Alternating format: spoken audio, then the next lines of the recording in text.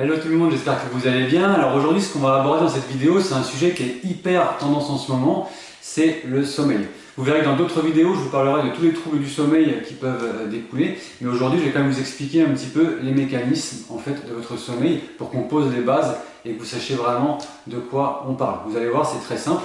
Mais avant, en fait, je vais me présenter. Pour ceux qui ne me connaissent pas, je m'appelle Cédric, je dirige Corporels et nous sommes spécialistes dans la gestion des douleurs et du stress en entreprise.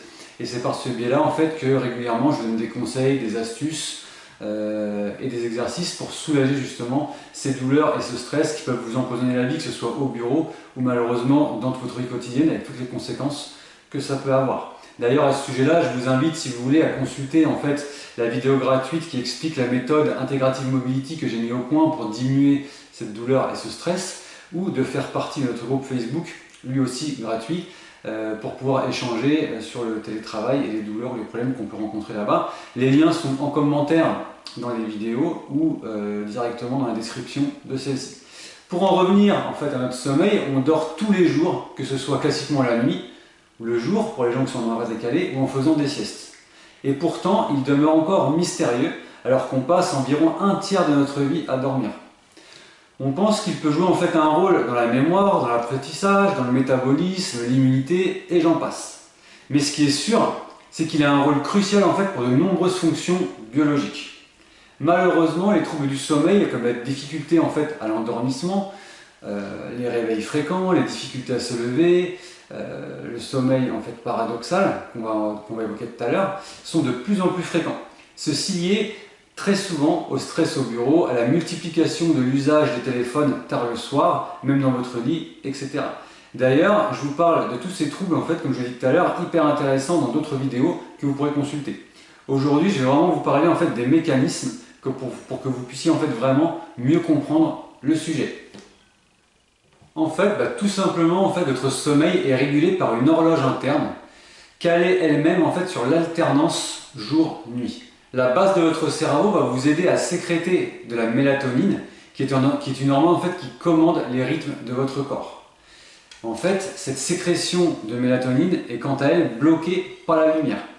La mélatonine, en fait, elle nous sert donc à mesurer le temps qui passe. C'est ce qu'on appelle en fait les cycles circadiens. C'est en partie pour ça en fait que les personnes qui travaillent la nuit peuvent avoir en fait des troubles du sommeil, mais ça encore une fois on en parlera spécifiquement dans une autre vidéo. Pour en revenir au sommeil, il est constitué de différents cycles successifs et chaque cycle de sommeil débute par du sommeil lent et s'achève par du sommeil paradoxal. Voilà, donc là je vais vous expliquer un petit peu ces différentes phases.